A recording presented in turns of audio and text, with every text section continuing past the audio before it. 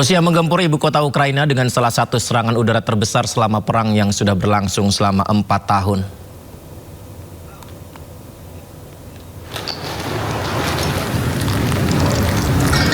Dan beginilah kondisi jalanan ibu kota Ukraina, Kiev, yang hancur berantakan.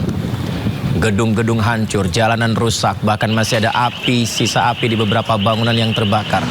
Mobil-mobil melintas juga tak luput dari ledakan. Tim damkar berjibaku untuk segera memadamkan api yang masih menyala hingga menjalar ke bangunan kota. Moskow mengatakan mereka meluncurkan rudal hipersonik Oresnik yang menyerang sebuah kota dekat Kiev.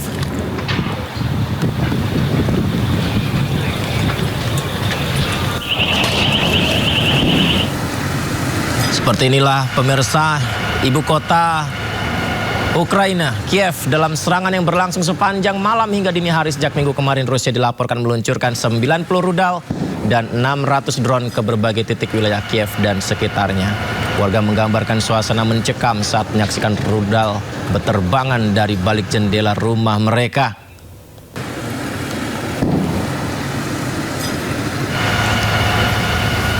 Pemirsa, kita simak informasi berikutnya. Suasana mencekam warga yang ketakutan dari balik jendela rumahnya di Kiev, Ukraina. Rudal-rudal berterbangan dan menghancurkan bangunan tak jauh dari rumah. Kita simak berikut ini.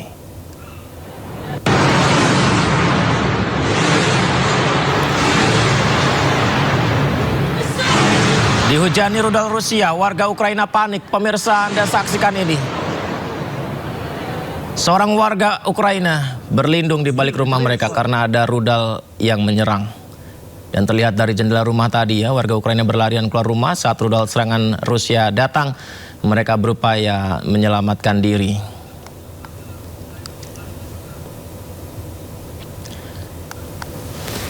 Ya, seperti yang kita saksikan ini pemirsa.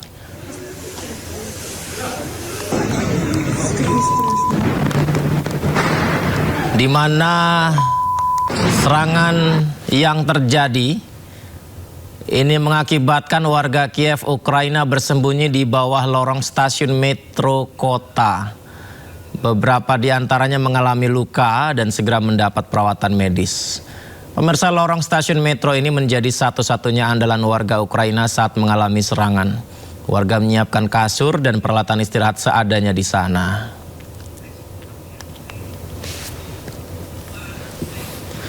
Jadi yang menjadi target serangan itu adalah pasar Lukyanivka dan stasiun metro di Kiev, Ukraina, pemirsa.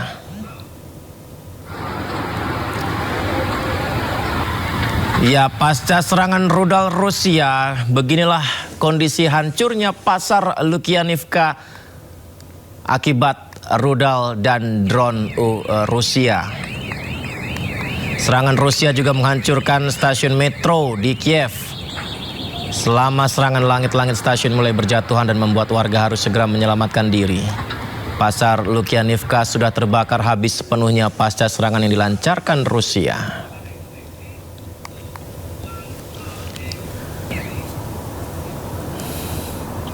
Ya, seorang warga menggambarkan situasi di Ukraina menjadi biblical fireball.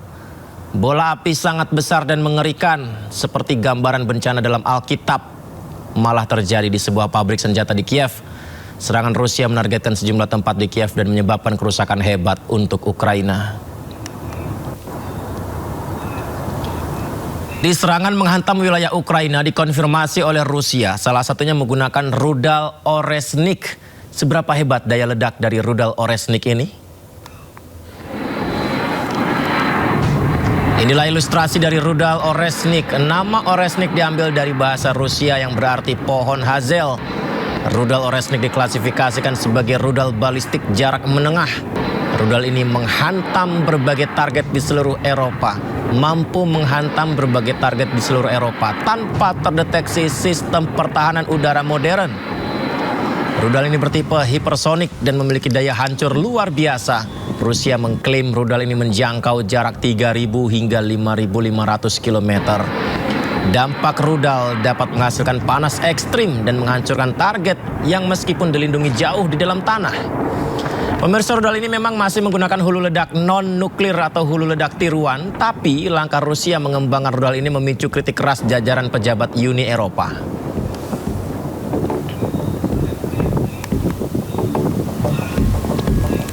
Kita beralih ke konflik di Timur Tengah. Pasukan militer Israel IDF mengklaim telah menemukan terowongan baru milik Hizbullah di Lebanon Selatan.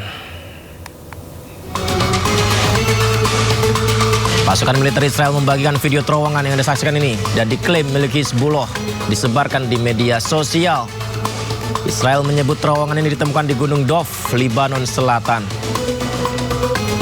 Terowongan sepanjang 100 meter ini dilengkapi dengan 4 ruang persembunyian, di mana dalam video yang dibagikan terlihat terowongan berisi berbagai fasilitas dasar seperti rak penyimpanan, ada pemanas air, ada perlengkapan lainnya di bawah tanah. Ini klaim dari Israel ya pemirsa. Ditegaskan, Israel akan terus mencari dan menghancurkan infrastruktur militer Hizbullah.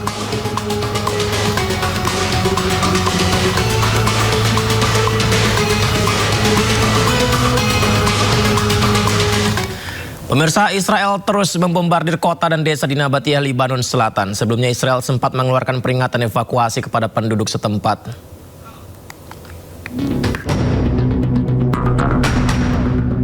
Pasukan Pertahanan Israel atau IDF melancarkan serangkaian serangan udara di sejumlah titik di Nabatiyah, Lebanon Selatan pada hari Minggu.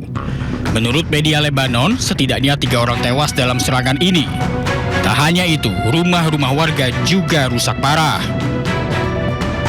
Sebelumnya Israel telah mengeluarkan peringatan evakuasi kepada penduduk di sejumlah kota di Nabatiyah.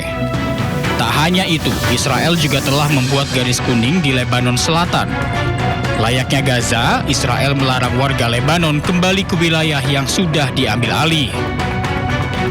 Tel Aviv sendiri berencana mendirikan zona keamanan di Lebanon. Wilayah ini membentang dari perbatasan hingga Sungai Litani dan mencakup sekitar 10% wilayah Lebanon. Israel terus melancarkan serangan tanpa henti ke beberapa negara perbatasan Lebanon Selatan. Serangan ini menewaskan 21 warga Lebanon. Sejumlah ledakan besar terjadi bersamaan di beberapa desa di Lebanon Selatan. Serangan ini dilakukan Israel dan menargetkan kawasan permukiman sipil. Serangan menewaskan 21 warga Lebanon dengan rincian 15 orang tewas di distrik Tire, termasuk 3 anak-anak dan 3 perempuan. Sisanya meninggal dunia di wilayah Nabatiyah. Serangan Israel juga menghancurkan rumah warga. Namun Israel membantahnya dan mengklaim menargetkan infrastruktur dan terowongan Hizbullah.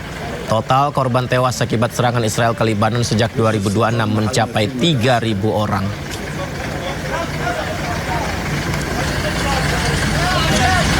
Militer Hizbullah kembali merilis sebuah rekaman yang memperlihatkan keberhasilan drone-drone mereka menghancurkan kendaraan serta peralatan militer milik Israel di Lebanon Selatan.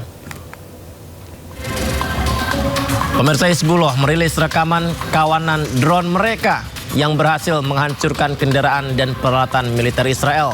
Di rekaman ini drone FPV Hizbullah menghantam tank, jeep, peralatan militer, hingga truk pengangkut logistik Israel di Rakaf, Lebanon Selatan. Penggunaan drone FPV Hizbullah terhadap kendaraan lapis baja Israel terus meningkat dalam konflik di perbatasan Lebanon. Kemampuan drone Hizbullah ini cukup membuat militer Israel kewalahan. Pengembangan kemampuan drone terus dilakukan oleh kelompok Hizbullah sejak awal tahun 2000.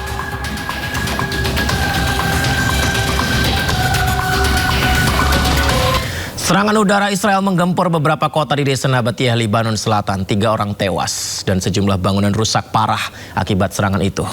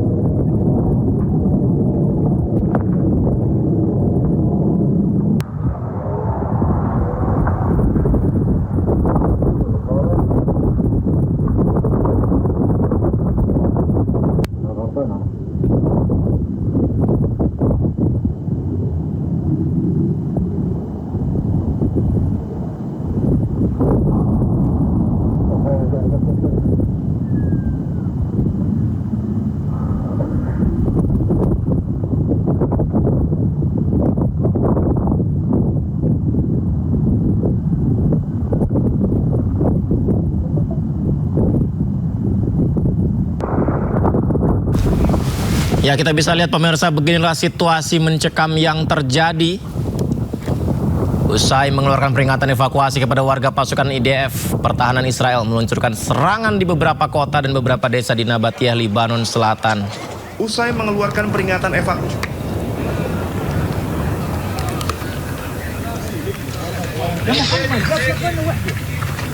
Tiga orang tewas dan sejumlah bangunan rusak parah akibat serangan. Sebelumnya IDF telah mengeluarkan peringatan evakuasi kepada penduduk kota-kota Mazkara, Deir al-Zahrani, Al-Sarkia, Al-Duwair, Kalaaya, Sahmar, Nabadin, Nabatiyah, Al-Tahta, Arab, Al-Salim, dan Kafar al-Juz.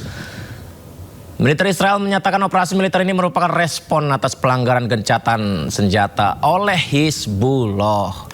Gencatan senjata sempat diperpanjang setelah perwakilan Lebanon dan Israel berunding di Washington DC, Amerika, menyusul inisiasi gencatan senjata oleh Presiden Amerika Serikat Donald Trump.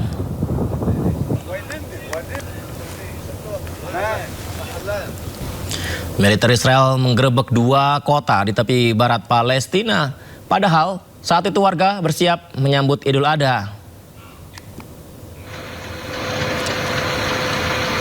Ya, ini adalah kondisinya pemirsa. Militer Israel lagi-lagi mengklaim menggerebek sebuah bangunan dan toko di tepi barat. Mereka memaksa toko harus tutup. Dan mereka juga melakukan kekerasan ke warga. Penggerebekan terjadi di jam sibuk ketika warga padahal sedang mempersiapkan kebutuhan Idul Adha. Tekanan militer Israel ini dilakukan di kota Dura, selatan Hebron.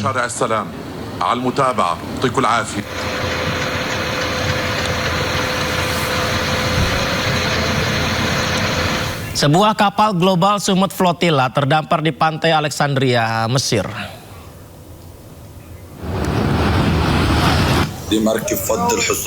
Jadi, ketika kemarin ramai pemberitaan tentang kapal Global Summit Flotilla yang ditangkap oleh Israel kemudian dibebaskan ya. Ini warga justru menemukan kapal Global Summit Flotilla karam di Mesir. Akan tetapi tidak ada awak kapal di dalamnya. Di dalamnya ada bantuan kemanusiaan, perlengkapan medis, susu formula bayi, dan bahan-bahan makanan bantuan lainnya. Dan ada bendera yang menghubungkannya dengan konvoi armada Sumut yang menuju Gaza. Tetapi tidak ada awaknya di dalamnya, tidak orang sama sekali.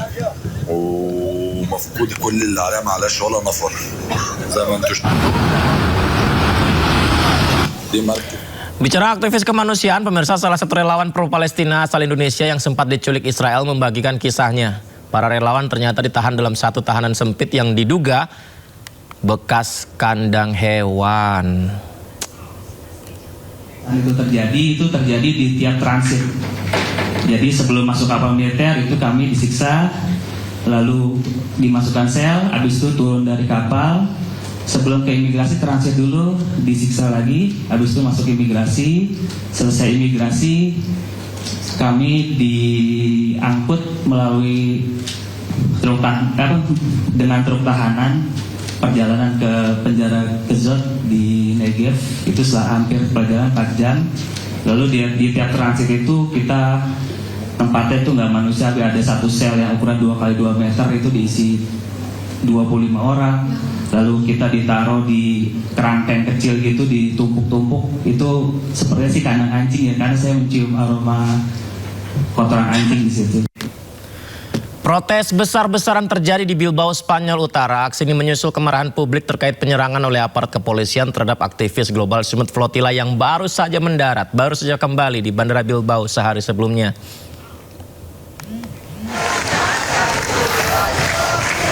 Jadi aksi ini pemirsa terjadi karena kesulut dengan situasi kemarin ketika aktivis tiba di bandara tapi malah mendapat perlakuan kasar oleh polisi di sana ya, sehingga ribuan warga Bilbao, Spanyol Utara ramai-ramai turun ke jalan protes karena aksi kekerasan aparat kepolisian terhadap aktivis Global Summit Flotilla.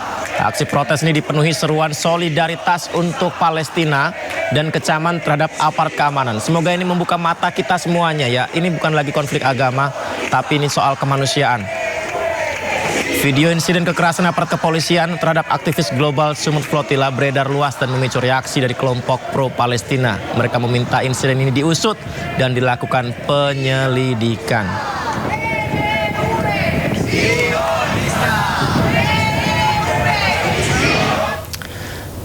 Puluhan Puluhan pemukim ilegal Israel menyerbu desa Kivel Hares, tepi barat Palestina. Para pemukim Israel ini menyerang rumah-rumah warga Palestina dengan batu. Kita bisa lihat rekamannya, pemirsa. Sekelompok pemukim ilegal Israel dilaporkan malah menyerbu desa Kivel Hares di wilayah tepi barat Palestina.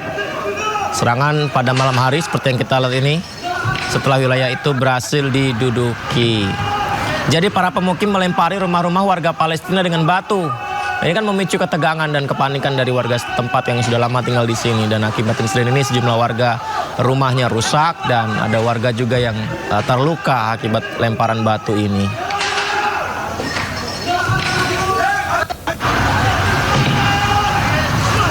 Presiden Amerika Serikat Donald Trump mengklaim telah mencapai sebagian besar kesepakatan dengan Iran untuk mengakhiri konflik. Trump menegaskan Selat Hormuz segera dibuka.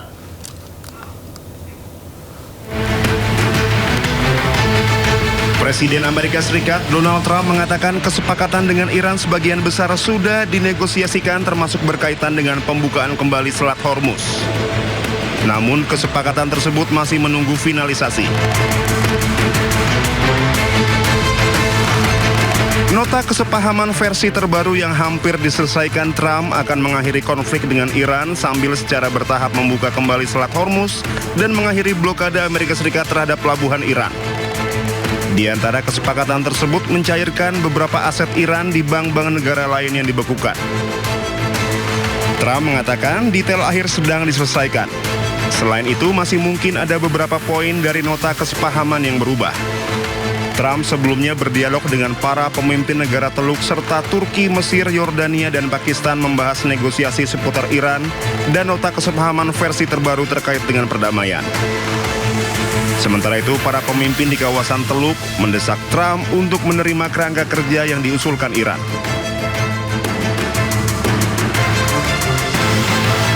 Presiden Iran Masoud Pezeshkian kembali menegaskan pihaknya tidak akan kompromi di tengah pembicaraan dengan Amerika Serikat. Ia juga menyatakan negaranya tidak mencari atau membuat senjata nuklir dan tidak mencari kerusuhan. آنو بدیم که ما به دنبال سلاح هسته‌ای نیستیم، ما به دنبال ناآرامی در منطقه نیستیم. ناآرام کننده این منطقه اسرائیل که به دنبال اون نقشه در حقیقت اسرائیل بزرگه و به طرق مختلف داره توطئه میکنه که جنگ و ناآرامی و اختلاف رو در منطقه همچنان زنده نگه داره. Sejak awal konflik Amerika Serikat Israel dengan Iran, jalan negosiasi diwarnai tarik ulur. Berulang kali diwarnai jalan buntu dan saling ancam. Tak hanya saling ancam dan saling serang, Amerika dan Iran bahkan saling blokade perairan.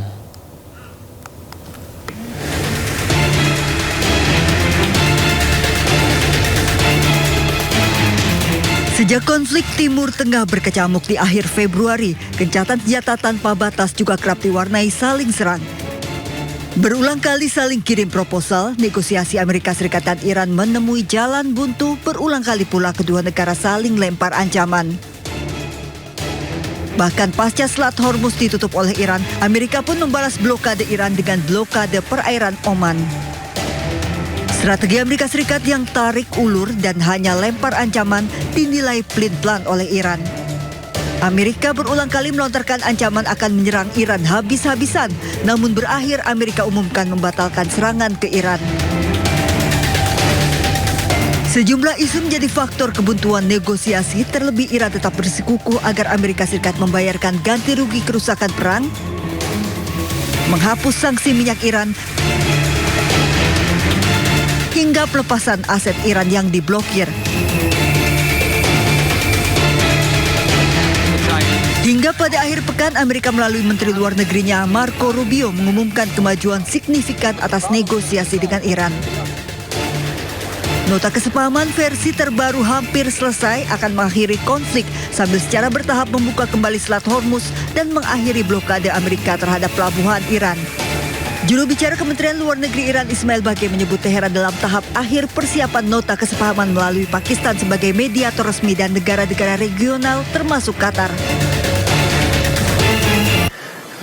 ما بر این بوده که ابتدا ما یک یادداشت تفاهمی یا تفاهم نامه‌ای رو تدوین بکنیم حالت یک تفاهم چارچوب مشتمل بر 14 بند و در این یادداشت تفاهم مهمترین موضوعاتی که لازمه خاتمه جنگ تحمیلی است و مواردی که برای ما اهمیت اساسی داره توش گنجونده بشه، ظرف یک مدت زمان معقولی 30 تا 60 روزه در مورد جزئیات موضوعات گفتگو بشه و نهایتاً به یک توافق نهایی دست پیدا bکنیم. ما در مرحله نهایی سازی این یادداشت تفاهم هستیم.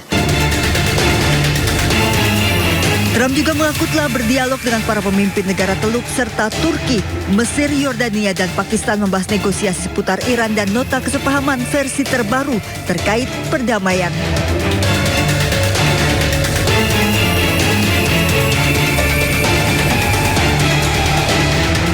Sementara itu, para pemimpin di kawasan Timur Tengah mendesak Trump untuk menerima kerangka kerja yang diusulkan Iran agar perdamaian segera tercapai.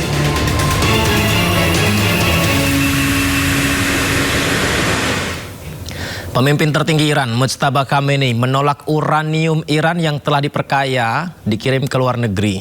Khamenei yakin bahwa penyerahan uranium malah akan membuat Iran lebih rentan terhadap serangan Amerika Serikat Israel di masa depan.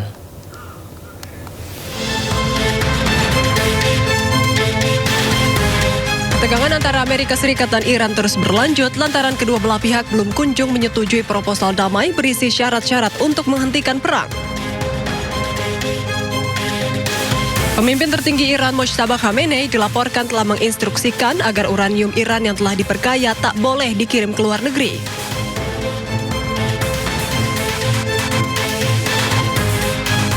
Khamenei dan para pemimpin Iran yakin bahwa pengiriman uranium ke luar negeri hanya akan membuat Iran lebih rentan terhadap serangan AS dan Israel di masa depan. Hal tersebut dikatakan saat negosiasi antara AS dan Iran tengah diperjuangkan para mediator. Sedangkan salah satu syarat utama damai dari Amerika Serikat menuntut agar seluruh stok uranium Iran diserahkan atau dipindahkan ke luar wilayah negara tersebut.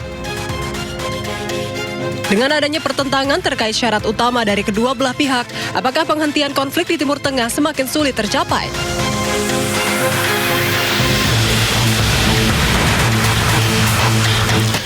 Ya, sebelumnya kita kan tahu ya, yang dipersoalkan adalah mengenai kepemilikan nuklir ataupun juga upaya tentang nuklir. Tapi sekarang bergeser menjadi sebuah uranium.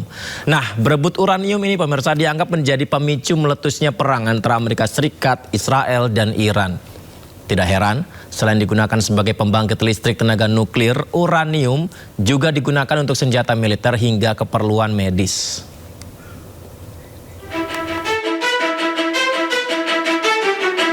Hampir 100 hari perang antara Amerika Serikat, Israel, dan Iran berlangsung. Salah satu pemicunya adalah keinginan Amerika Serikat dan Israel menguasai uranium yang dimiliki Iran. Uranium adalah logam berat sumber energi. 1 kg uranium setara 3.000 ton batu bara. Sebagai negara dengan kekayaan alam yang melimpah, Iran diketahui memiliki cadangan uranium yang telah diperkaya hingga 60%. Level ini dianggap sangat sensitif, mendekati level 90% atau level tingkat senjata berbahaya. Tidak heran jika Amerika Serikat dan Israel berambisi menguasai uranium Iran. Sebagai sumber energi super besar, uranium memiliki banyak manfaat. Kegunaan uranium paling utama adalah sebagai bahan bakar reaktor nuklir dan pembangkit listrik tenaga nuklir.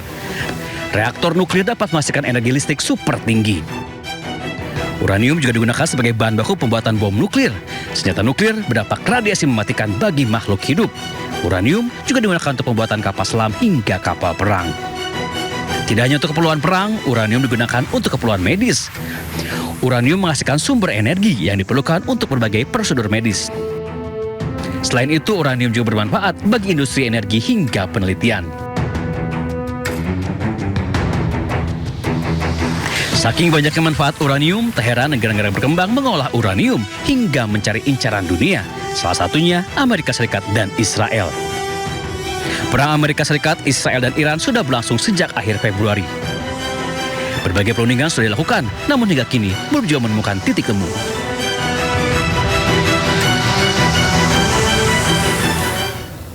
Setelah menghapus presidensial threshold 20%, Mahkamah Konstitusi berpotensi juga akan membatalkan parliamentary threshold atau ambang batas parlemen. Wah, ini seperti apa lengkapnya? Diskusinya kami hadirkan usai jeda di Sindo Prime.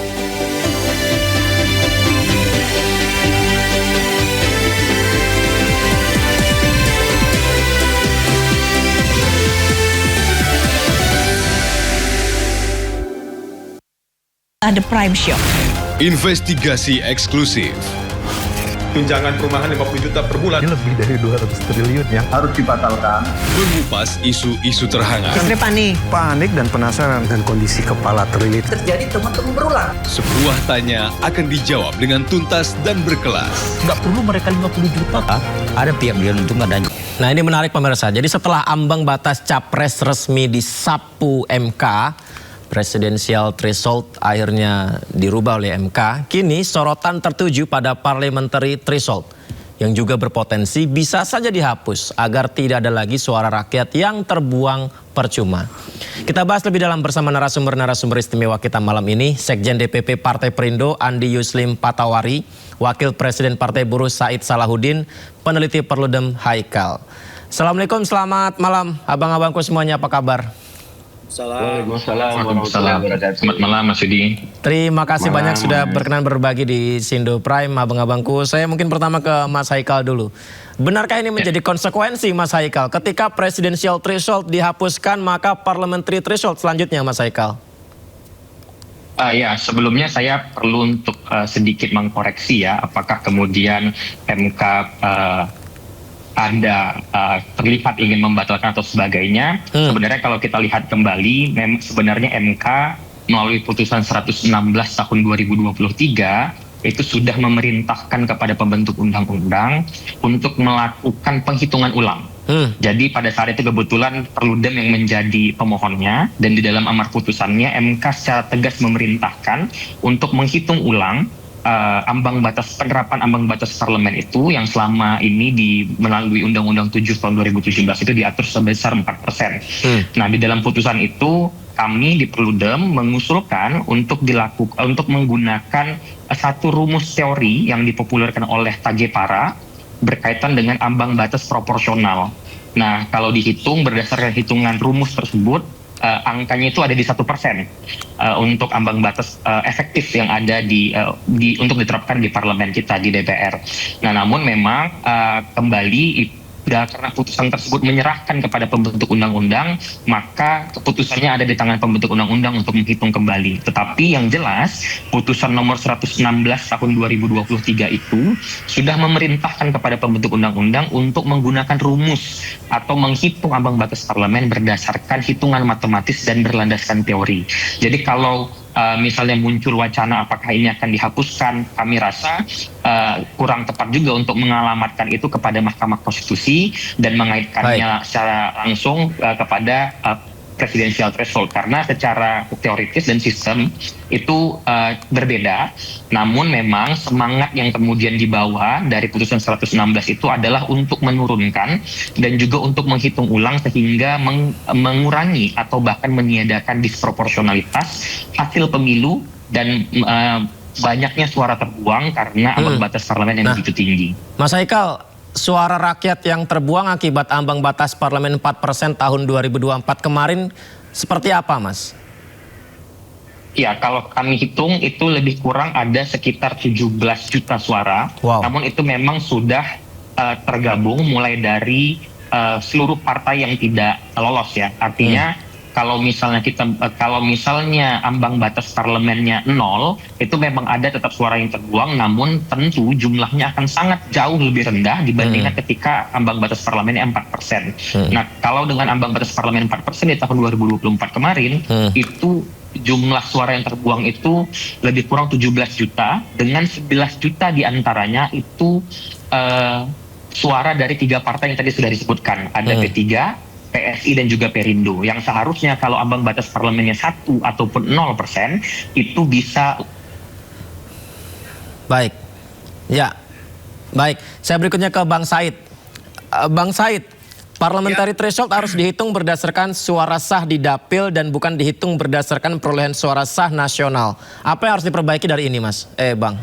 Jadi parliamentary threshold itu menyangkut dua hal. Satu, tentang besarannya. Di Undang-Undang 7 2017 tentang pemilu ditentukan 4%. Yang kedua adalah tentang basis perhitungan suaranya. 4% itu dari mana hitungannya? Dari perolehan seluruh daerah pemilihan. Kemarin ada 84, digabung 84 dapil, suara semua parpol, total suara sahnya berapa, dikali 4% besarannya tadi. Tadi ada basis perhitungan, ada besarannya. Nah, yang MK itu jatuhkan putusan yang dimohonkan oleh kawan-kawan Perludem, putusan 116 itu adalah tidak adanya argumentasi yang dapat dibenarkan menurut konstitusi kalau angkanya 4%. Nggak ada dasar hitungan yang jelas. Nah, terkait dengan ini, maka kita harus kembali dulu pada apa tujuan dari dibuatnya parliamentary threshold. Parliamentary threshold tidak menjamin sebuah partai mendapat kursi. Tidak ada jaminan partai mendapat kursi hanya karena dia memperoleh besaran angka 4%. Kenapa? Karena kursi tidak dicari dari seluruh dapil, tetapi di tiap dapil. Jadi tidak benar perhitungan menggunakan basis seluruh suara sah nasional atau seluruh dapil itu. Jadi itu nggak make sense karena kursi dicari di dapil. Oleh sebab itu, seandainya pun PT mau diberlakukan, maka harus dihitung di dapil karena orang mencari kursi ya di dapil.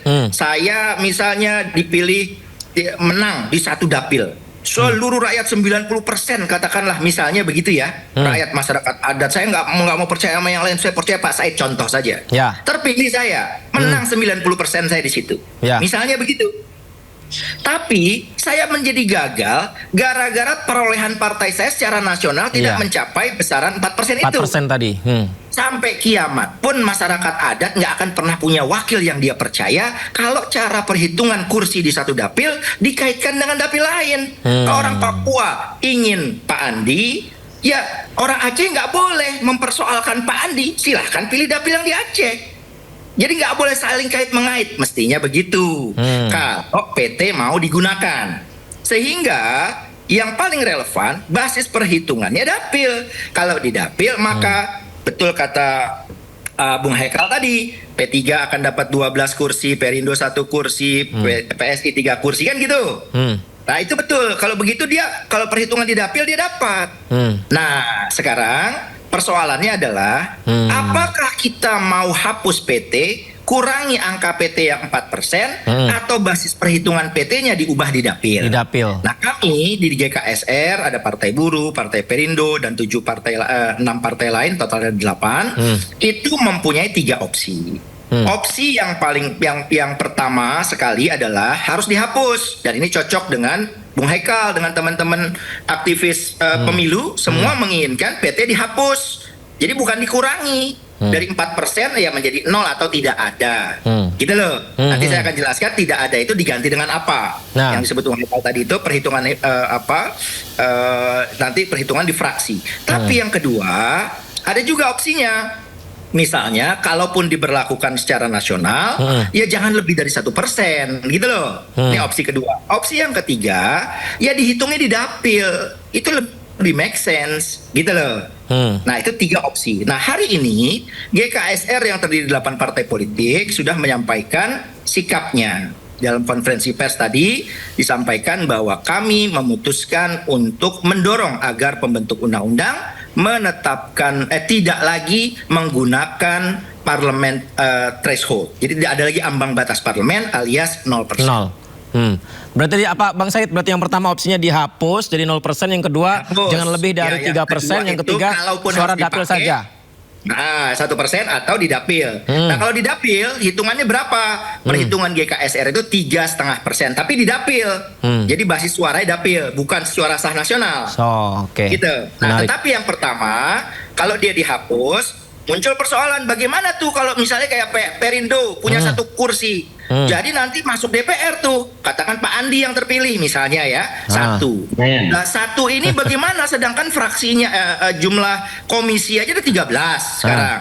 Bagaimana Pak Andi berbagi waktu 13 komisi dia harus ikut rapat tuh kan sulit. Jadi penggantinya adalah kami mengikuti apa usulan dari teman-teman Perludem dan Koalisi Masyarakat Sipil, yaitu pemberlakuan fraksi threshold. Jadi syarat pembentukan fraksi sejumlah komisi. Kalau 13 berarti 13 kursi.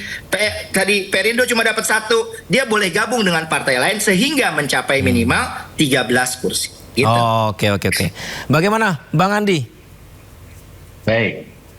Tentu yang pertama kami mengucapkan terima kasih kepada teman-teman aktivis demokrasi, khususnya Perludem yang telah melakukan kegiatan penuntutan kepada pemerintah dan itu diakomodir. Bung Said Salahuddin yang sangat saya hormati. Pada dasarnya kami dari Sekber, Gerakan Solidaritas Sekber Bersama ini yang alhamdulillah sudah terbentuk dari tahun lalu, kami berharap sebenarnya kembali bagaimana suara kita ini kalau berbicara adugium vox populi vox dei itu jangan kita abaikan. Sekedar yang perlu kita sampaikan ke masyarakat, 17,3 juta itu posisinya sekitar 11,3% secara akumulasi. Kalau posisi partai itu dia berada urutan ke-5 secara nasional. Nah, tuntutan kita seperti Bung Said tadi, Bung Hekal sampaikan, jangan sampai suara ini menjadi sia-sia atau terbuang. Sementara partai-partai ini mendirikan partai itu tidak mudah. Kita harus melakukan verifikasi faktual, verifikasi administrasi di lapangan. Ada harus perwakilan 100% ke daerah. Alangkah ketidakadilan ini terjadi kalau itu diabaikan. Maka tentu opsi-opsi tadi kita membuat proporsional. Bagaimana tuntutan kita sama bahwa di daerah itu silahkan kita melakukan threshold tapi dalam angka yang pantas dan yang wajar. Kalau kita sepakati misalnya di daerah ada 3% atau 4% sah-sah saja. Karena partai ini, setiap partai itu memiliki basis. Seperti Partai Buruh, Bung Said Salahuddin itu punya basis di kaum buruh.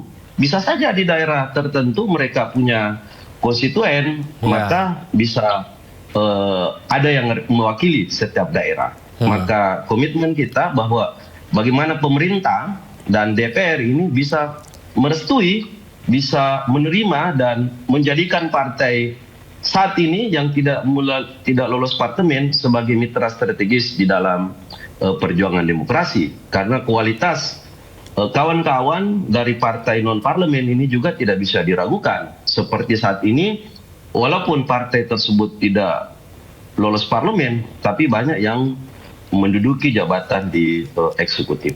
Jadi harapan kita bahwa pemerintah komitmen menjalankan amanah itu, walaupun memang kita menyadari agak sulit untuk 0% parlementer secara nasional, tapi di daerah sekiranya bisa proporsional.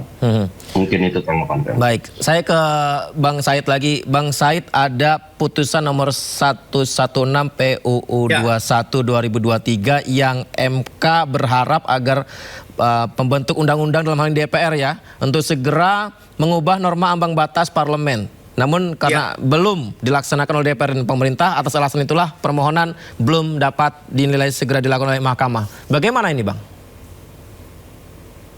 Iya kan harusnya ya itu kan DPR sebagai pemegang kekuasaan pembentuk undang-undang harus segera merespon putusan Mahkamah Konstitusi itu.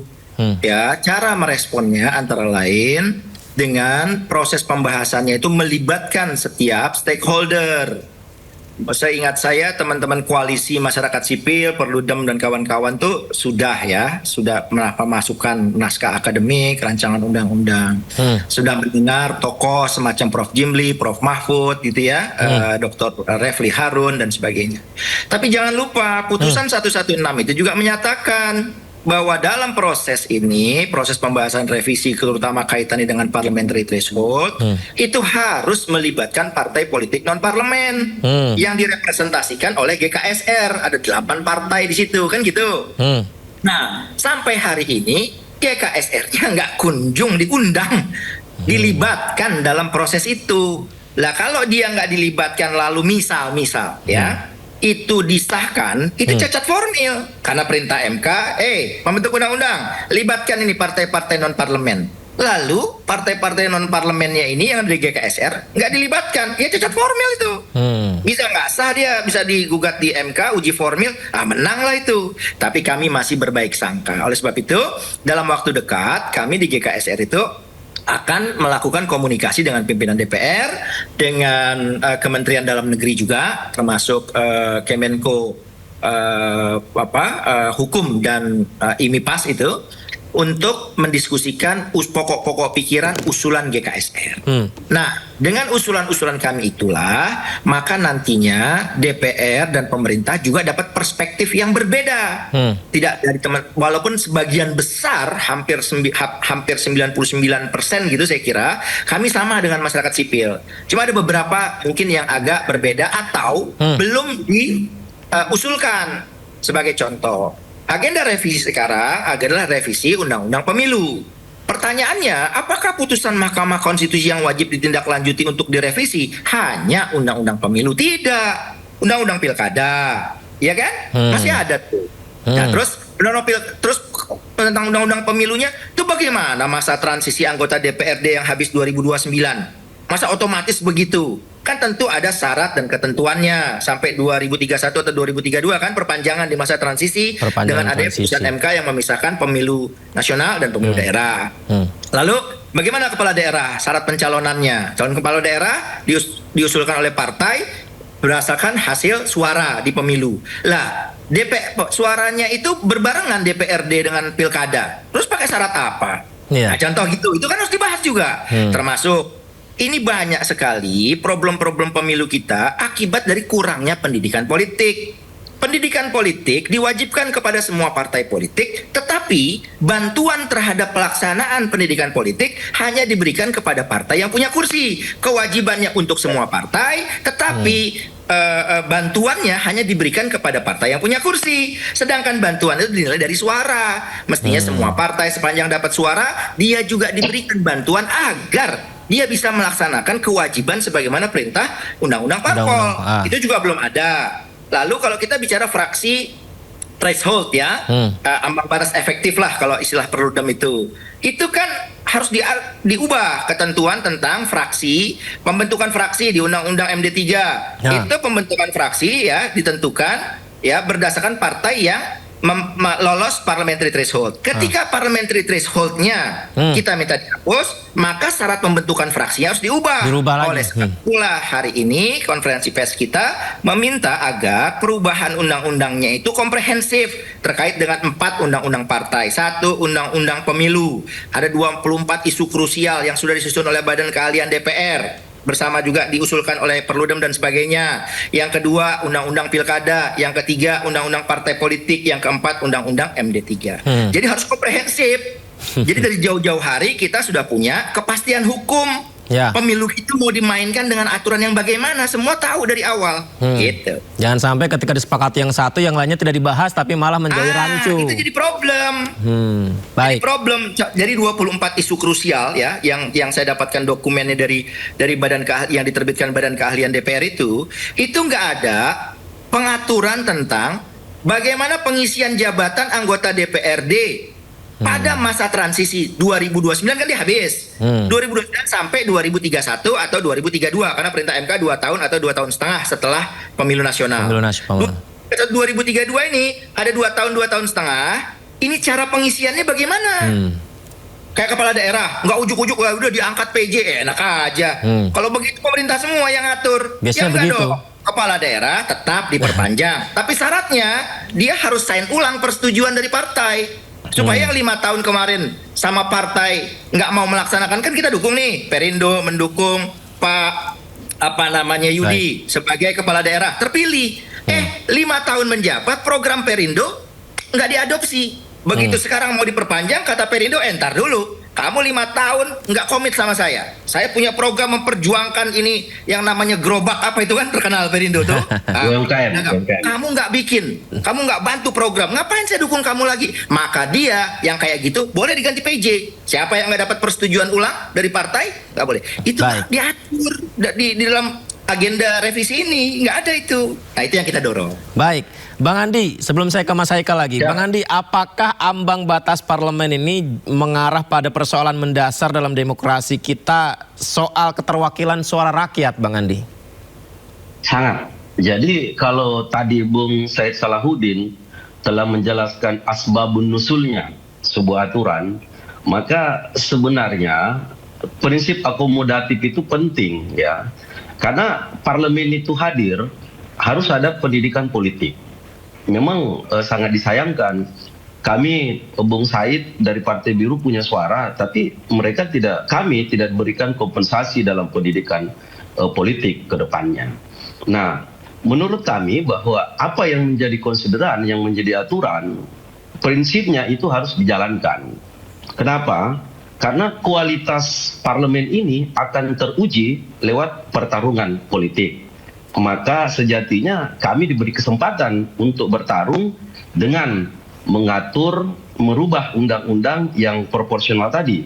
Bahwa kami diberi kesempatan karena kami juga punya suara dan kami adalah perwakilan rakyat yang sejatinya itu harus ada nilai di dalam perjuangan tersebut. Mas Haikal, bagaimana melihat hal ini Mas, yang ternyata memang harus banyak yang diperbaiki dan harus banyak yang diputuskan oleh MK untuk mengakomodir partai serta juga jangan sampai suara rakyat ini terbuang sia-sia, Mas Haikal?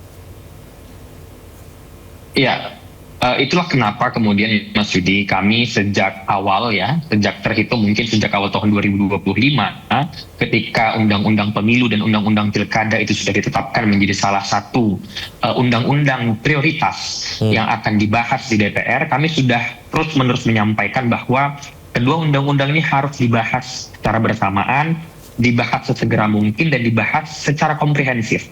Karena kita menyadari bahwa ada banyak sekali poin-poin evaluasi yang harus dicutikan, yang harus dicari jalan keluarnya dari pemilu tahun 2019 dan pemilu tahun 2024. Belum lagi ketika kita berbicara terkait dengan banyaknya putusan MK. Sore tadi MK baru lagi memutuskan satu putusan yang kemudian mengatur berkaitan dengan keterwakilan perempuan, bahwa setiap partai wajib memenuhi ketentuan itu, apabila tidak harus didiskualifikasi atau digugurkan di daerah dapil yang tidak terpenuhi.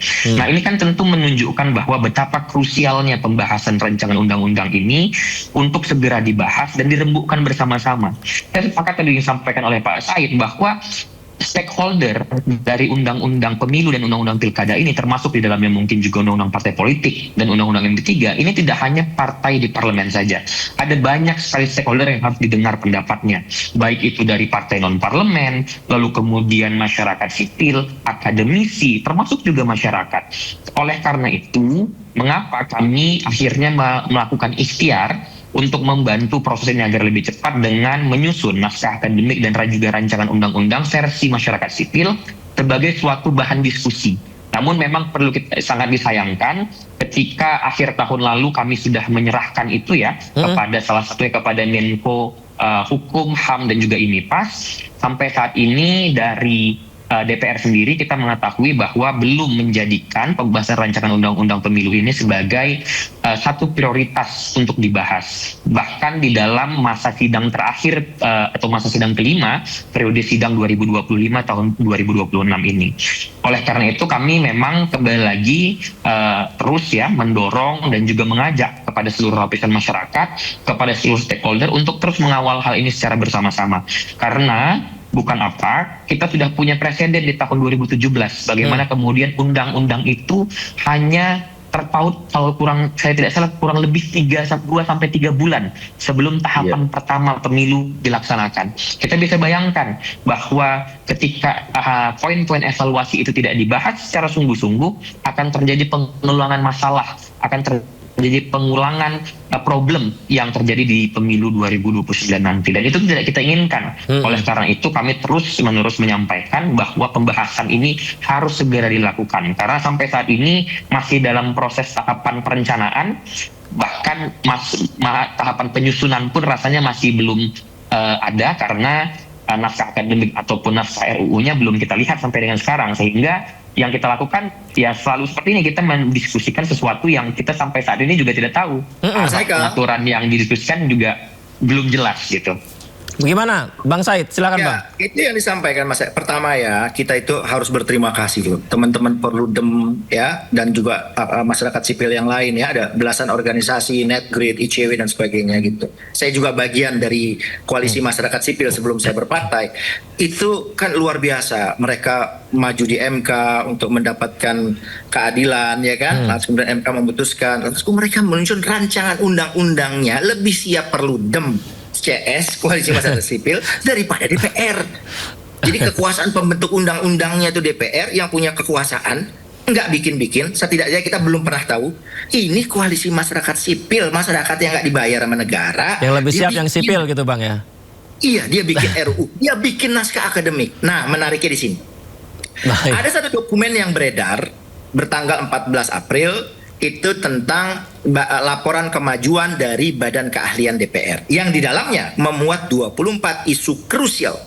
Dokumen ini tidak dipublikasikan secara terbuka transparan oleh DPR. Tapi dari dokumen yang kami baca itu, menariknya adalah dia pilih-pilih yang Perludem udah kasih terhadap isu tertentu, misalnya 3 alternatif 1, alternatif 2, alternatif 3-nya yang Perludem. Untuk satu isu misalnya. Isu kedua yang Perludemnya nggak ada. Nanti isu yang keberapa Perludem masuk. Jadi dia comot-comot. Dia udah pilih-pilih tuh. Yang ini kayak Perludem masih oke nih. Mungkin menguntungkan saya. Kira-kira gitu mungkin ya. Mungkin. Ini masukkan. Jadi nggak komprehensif. Kalau ada 24 isu, Perludem kasih 24 isu juga direspon. Ya 24 isu ada dong usulan Perludemnya. Ini enggak. Ada yang dari organisasi lain ya, saya nggak usah sebut namanya, yang disebut juga gitu. Tapi itu dia pilih-pilih pada norma pengaturan tentang ini, usul Perludem masuk jadi salah satu alternatif. Pada soal isu yang lain tidak. Nah ini yang membuat kita bertanya-tanya. Ini Badan Keahlian DPR yang rencananya ingin membawa dokumen ini kepada setiap fraksi untuk dibahas. Itu dasar menyusunnya apa? Baik. Masuk mengundang para akademisi, ada Prof. Jimli, ada Prof. Mahfud dan seterusnya, itu pendapatnya nggak mau dimuat. Terus ngapain ngundang-undang orang dimintai pandangan di DPR, tapi pandangan dan pendapatnya nggak dimasukkan? Berarti itu tidak melaksanakan perintah MK untuk partisipasi secara bermakna. Meaningful participation. Kalau meaningful participation bukan sekedar orang diundang, didengarkan, tapi apa yang dia sampaikan, apa yang diberikan usulannya, jika pun harus ditolak, disertai dengan alasan kenapa dia tidak setuju dengan pendapat para ahli, partai, akademisi, LSM dan seterusnya. Baik Bang Said, menarik sekali itu. Nanti next time akan lebih baik kalau kita bahas dari pihak DPR juga kita undang ya Bang Said, Bang Andi, Mas Haikal ya. Terima kasih banyak ya abang-abang itu ya. Jangan dilupakan itu, Bang Andi harus ikut terus. Ya, nanti kita undang lagi Bang Andi, Bang Said, Mas Haikal. Terima kasih banyak ya. Terima kasih. Selamat malam. Bang Said, makasih. Bang Didi, makasih.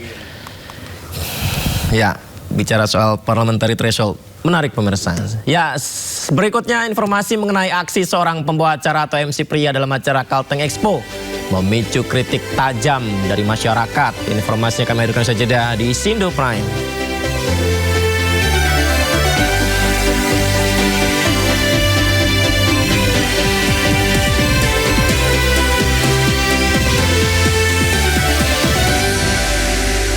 Ribuan sapi kurban asal Pulau Madura, Jawa Timur dikirim ke Pulau Kalimantan dan Sulawesi. Pemirsa, permintaan sapi asal Madura meningkat jelang Idul Adha karena kualitasnya yang dinilai baik, berdaging empuk dan rendah lemak.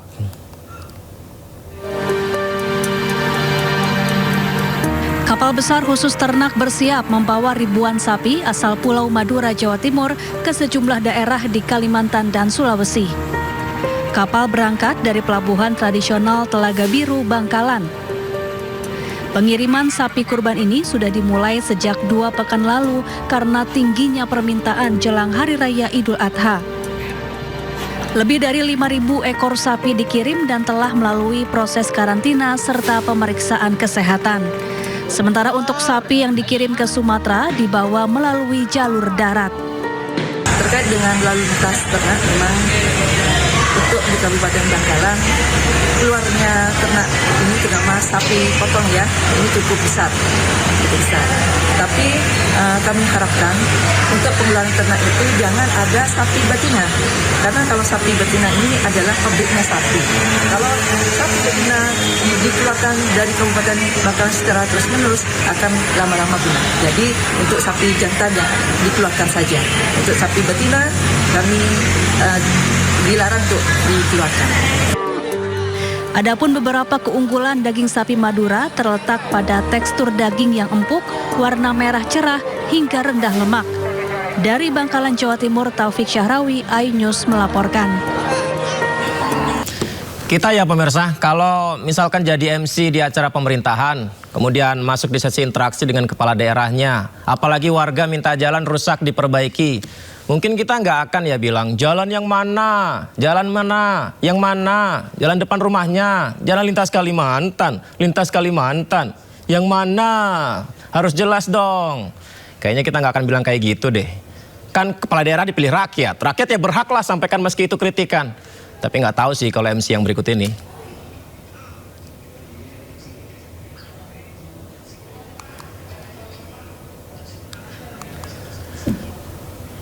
Jadi aksi seorang pembawa acara atau MC pria dalam acara Kalteng Expo memicu kritik tajam dari masyarakat. Pasalnya MC itu memotong keluhan warga terkait jalan rusak ke pemerintah daerah Kalimantan Tengah. Insiden ini bermula saat pembawa acara membuka sesi interaksi di atas panggung bersama warga dan langsung dimanfaatkan warga menyuarakan ada jalan rusak di wilayahnya. Tapi alih-alih membiarkan warga berkeluh kesah, dipotong terus omongan warga ini. Pembawa acara itu memotong perkataannya dengan pertanyaan, jalan yang di mana? Jalan yang di mana? Jalan depan rumahnya. Lalu netizen ramai-ramai mengkritik hilangnya profesionalisme MC dalam menghadapi kritikan masyarakat yang ditujukan ke pemerintahnya. Apa pesan-pesannya untuk pemerintah provinsi? Tentunya juga di sini ada Pak Gubernur nih dan juga forum koordinasi nih. Ada Pak Kapolda, Pak Kabinda, Pak Pangdam, di sana, 22 Pak Taman Bunga ya ada. Ayo, pada langgut semuanya coba. Mau pesan apa? Mau yang disampaikan. Iya, silakan. Ini tolong diperbaikin jalan raya. Yang di mana? Yang di mana? Yang di mana? Yang di mana? Dari Palangkaraya ke Muara Tewe. Yang di mananya? Yang di mana? Yang di mana? Jalan yang mana? Jalan depan rumahnya. Jalan lintas Kalimantan. Oh, lintas Kalimantan. Yang mana? Berarti Pak Bupati harus jelas dong yang mana. Ya. Kalau lintas Kalimantan. Nggak boleh ya kayak gitu ya, masa kayak gitu sih. Pemirsa, kalau Anda perhatikan di media sosial lagi viral banget ya tren video pendek berkonsep komedi kaku alias garing. Tapi makin garing jokesnya makin bikin netizen kecanduan nonton. Nah, kalau urusan garing yang bikin nagih cuma kusuka, garingnya tiada banding. Kita ke informasi berikutnya pemirsa, saya punya tali. Jadi tali ini pemirsa, tadinya ya ini adalah tali yang tersambung, tapi ternyata terputus pemirsa. Putusnya itu begini nih, putusnya begini. Ya kalau Anda lihat tali saya putus ini karena faktor teknis dan cuaca ekstrim. Ini bukan sabotase pemirsa. Kita simak informasi berikut ini. Mungkin bisa dilakukan sesi foto dengan barang bukti. Ya bukan sabotase. Sama seperti yang saya alami tali saya tadi ya. Barreskrim Polri dan PLN mengungkap hasil investigasi blackout atau pemadaman listrik massal di sejumlah wilayah di Sumatera. Dugaan sementara gangguan kelistrikan karena faktor teknis dan cuaca ekstrim, bukan sabotase. Dan ditunjukkan pemirsa, ini dia kabel yang putusnya seperti ini. Nah, ini dia. Ya, kabelnya putus seperti ini. Ini faktor non teknis atau akibat cuaca buruk. Tidak ada indikasi sabotase ataupun unsur kesengajaan dalam peristiwa blackout di Sumatera. Dihimbau masyarakat untuk tidak resah dan tidak mudah terpengaruh narasi yang menyesatkan terkait penyebab blackout di Sumatera.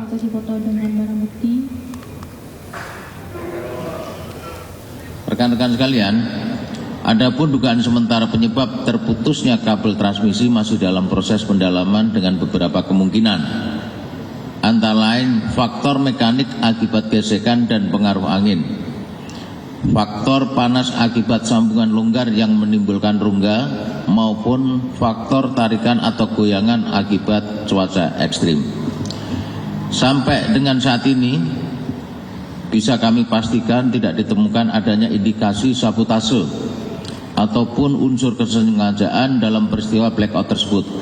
Dugaan sementara mengarah pada faktor teknis dan cuaca yang ekstrim yang menyebabkan gangguan pada sistem transmisi kelistrikan. Ya, PLN juga memastikan matinya listrik di wilayah Sumatera pada Jumat 22 Mei 2026 lalu karena putusnya sambungan akibat cuaca. Investigasi pemirsa juga sudah dilakukan oleh pihak PLN. Karena terjadi kondisi cuaca yang pada saat itu hujan dan angin kencang. Nah, ketika aliran arus yang biasanya menuju di jalur timur tadi menuju dari selatan ke utara itu putus, maka aliran tadi berbalik ke selatan dan berpindah ke arah barat, ke arah 275 KV. Nah, perpindahan arus tadi tersebut itu menyebabkan fenomena yang kami sebut power swing atau biasanya kita kenal dengan osilasi. Dan sayang sekali pemirsa, pemadaman listrik atau blackout di Sumatera menyisakan kisah pilu, kisah duka. 2 karyawan toko di Batubara, Sumatera Utara meninggal dunia. Diduga akibat keracunan asap genset yang terus dinyalakan saat listrik padam belasan jam.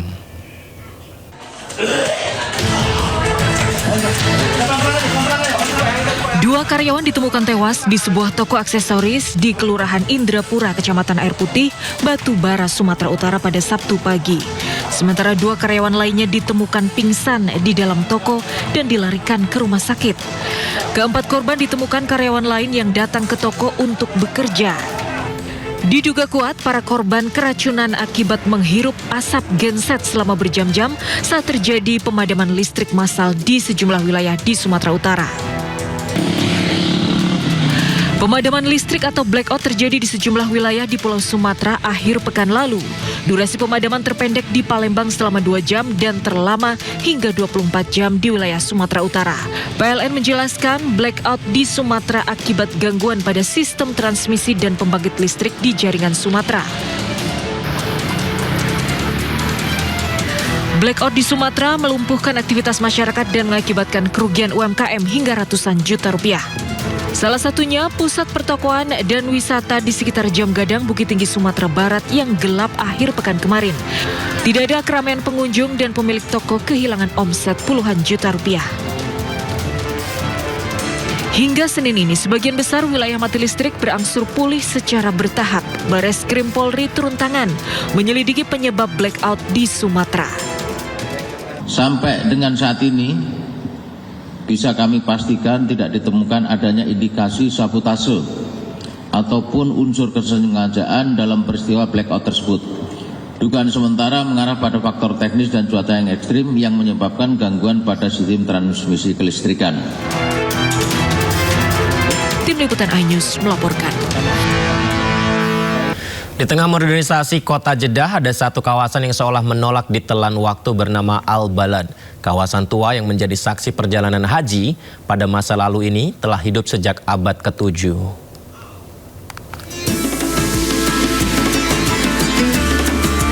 Lorong-lorong sempit berpaving batu membawa setiap langkah menyusuri jejak sejarah yang telah hidup sejak abad ke-7.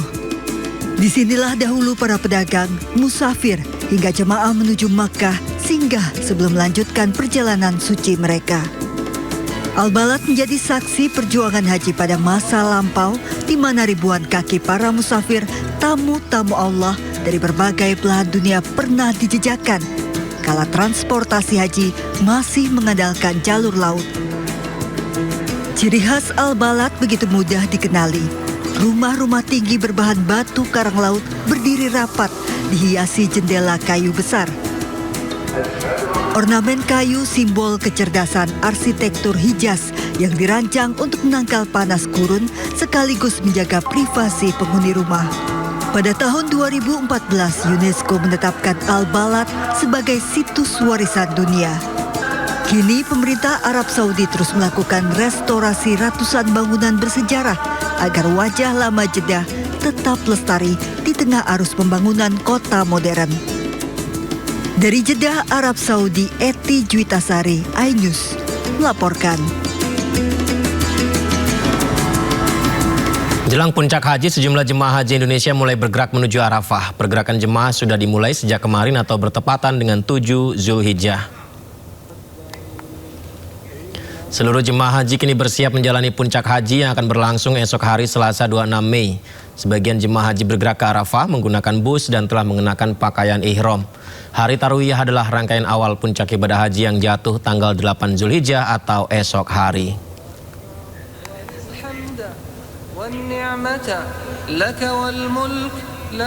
Ketua PPIH 2026 yang juga Dirjen Pelayanan Haji Kementerian Haji dan Umroh, Ian Heriawan, memastikan lalu lintas di kota Mekah, Arab Saudi kini sudah kembali normal dan lancar. Dengan begitu diharapkan pergerakan jemaah haji Indonesia dari Mekah menuju Arafah dapat lebih cepat. Assalamualaikum warahmatullahi wabarakatuh. Kami Direktur Jenderal Pelayanan Haji Kementerian Haji dan Umroh Republik Indonesia sekaligus sebagai Ketua PPIH Arab Saudi dan sebagai Kepala Pusat Komando dan Pengendali Operasi Satuan Arafah, Muzdalifah, dan Mina melaporkan dari kantor daerah kerja Mekah.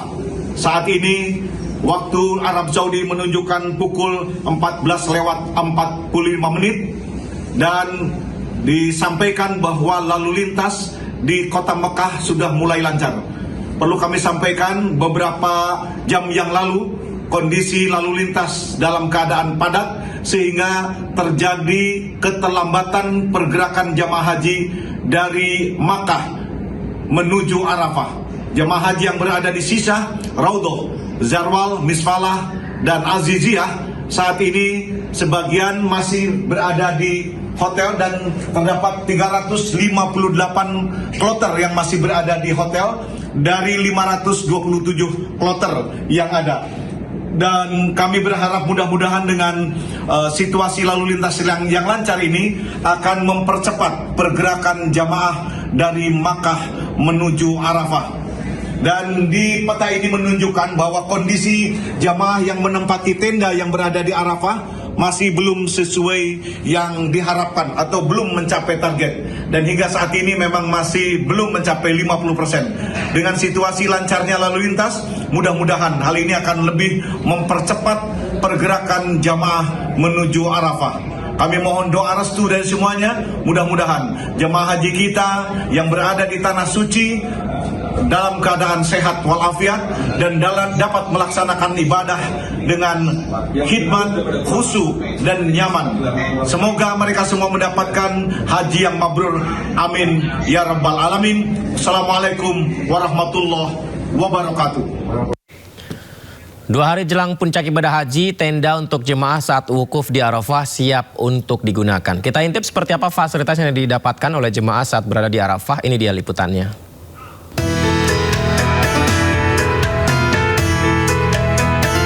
Prosesi puncak haji tinggal 1 hari lagi. Fasilitas untuk jemaah calon haji Indonesia yang nanti akan melaksanakan wukuf di Padang Arafah sudah selesai. Nantinya dalam satu tenda akan diisi 100 hingga 300 jemaah haji tergantung dengan ukuran tenda. Tidak hanya tenda, fasilitas penunjang lainnya juga sudah siap untuk digunakan untuk jemaah haji Indonesia. Terdapat beberapa pembaruan dalam fasilitas toilet dan juga sanitasi di Arafah pada musim haji 2026. Semua ini dirancang untuk memberikan kenyamanan kepada jemaah. Area toilet kini dilengkapi jalur ramah disabilitas dan tambahan tangga untuk memudahkan akses jemaah. Salah satu pembaruan yang paling menonjol tahun ini adalah pemasangan urinoir di luar bilik toilet bagi jemaah pria. Fasilitas tambahan ini disiapkan untuk mengurai antrian panjang terutama bagi jemaah pria. Selain itu, di kawasan Arafah kini juga dilengkapi dengan kamera pengawas untuk mendukung keamanan jemaah selama 24 jam. Dari Mekah, Arab Saudi, Eti Juitasari, MCH 2026 melaporkan.